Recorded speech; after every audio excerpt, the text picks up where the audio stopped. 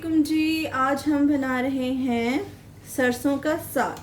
Can वाला सरसों का साग है। बहुत से हमारे बहन भाई होते हैं जो मुल्क से बाहर रहते हैं या किसी ऐसी जगह पे रहते हैं जहाँ पे आपको ये स्पेसिफिक जो ग्रीन्स होती हैं जैसे सरसों हो गया, मेथी होगी, वो नहीं मिलती, तो वो कैन वाला साग इस्तेमाल करते हैं। तो कैन वाला साग वैसे अगर हम लोग खाएं तो वो इतना टेस्टफुल नहीं होता, तो उसको मज़ीद आप किस तरह से उनके फ्लेवर इन्हांस कर सकते हैं तो वो हम आपको बताएंगे।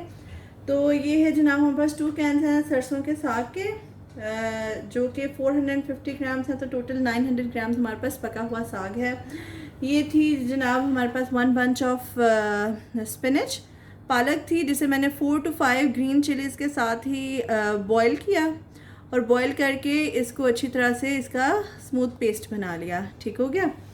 तो ये है हमारे पास ज़ीरा है 1 टीस्पून, हल्दी है 1 टीस्पून, रेड चिली फ्लेक्स है 1 टीस्पून और रेड चिली पाउडर है 1 टीस्पून। सॉल्ट मैंने लिया है 1 टीस्पून से थोड़ा सा कम, क्योंकि साग होता है उसके अंदर पहले से ही उन्होंने नमक डाला हुआ होता है। ठीक है, तो आप कम से स्टार्ट करें, you can always add at the end, fine.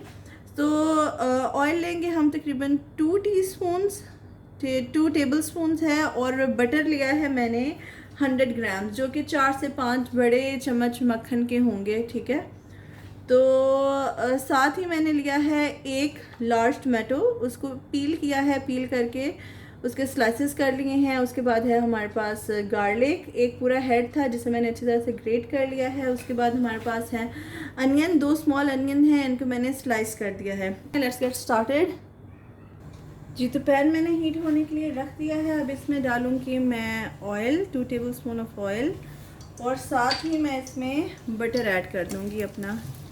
ठीक है, इसको हम होने देते हैं थोड़ी देर के लिए मेल्ट।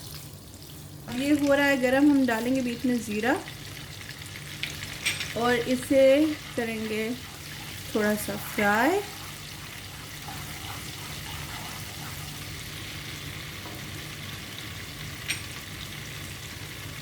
और अब हम इसके अंदर डाल देंगे अनियंस।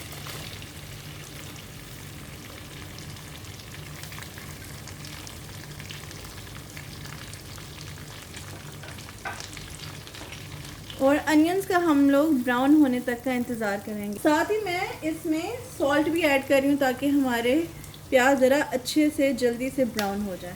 ठीक है, अच्छा जी, ये देखिए ये थोड़ा थोड़ा गोल्डन ब्राउन जो से हैं वो होना स्टार्ट हो गए हैं। तो अब इस स्टेज पे हम इसमें गार्लिक जो है वो भी ऐड कर देंगे। ठीक है, मक्खन की, गार्लिक की, अनियंस की क्या खुशबू है, माशाल्लाह माशाल्लाह।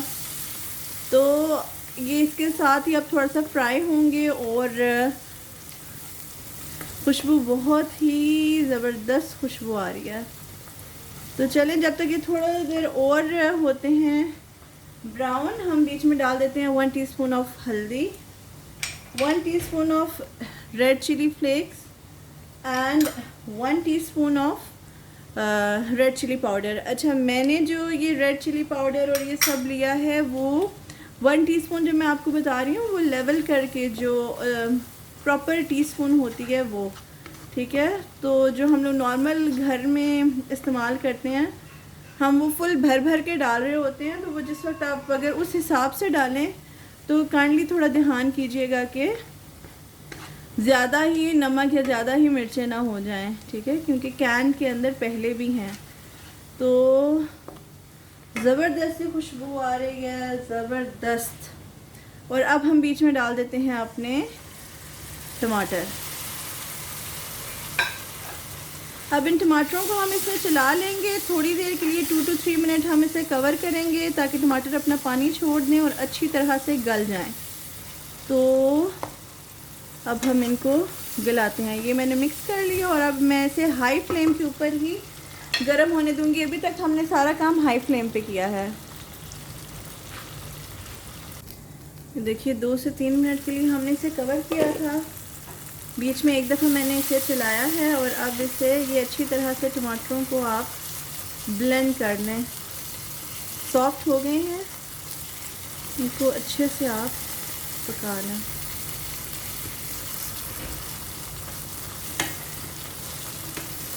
तो ये देखिए हमारा मसाला बहुत ही अच्छे तरीके के साथ भुन चुका हुआ है। टमाटर सारे के सारे घुल गए हैं अंदर। और अब हम इसमें डालेंगे हमारी स्पिनच और ग्रीन चिलीज़। ठीक है, इनको हम अच्छे से भून लेंगे क्योंकि ये बिल्कुल कच्चा है। जो दूसरा साग है वो बहुत अच्छी तरह से पका हुआ है। अच्छी तरह से इसे फ्राई कीजिए।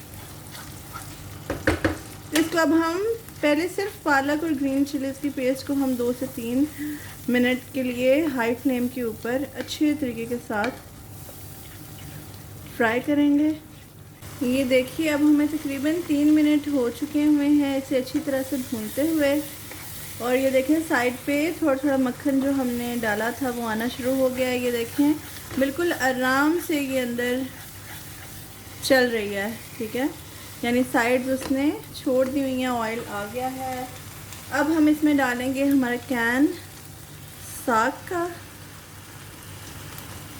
और ये गया हमारा दूसरा कैन साग का।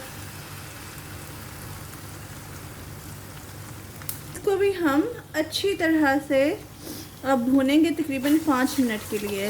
ये देखिए साइड पे ऑयल आ चुका हुआ मक्खन। और 5 मिनट के लिए अच्छी तरह से भून के ऑयल सारा बाहर आ जाए और ये थिक सी एक इसकी कंसिस्टेंसी आ जाए। फिर हम इसका नमक चेक कर लेंगे और मिर्चें चेक कर लेंगे। तो बस अब हम इसे भूनते हैं 5 मिनट्स के लिए, ताकि अगर थोड़ा बहुत भी इसमें कोई पानी है, कच्चापन है, तो वो ख़त्म हो जाए।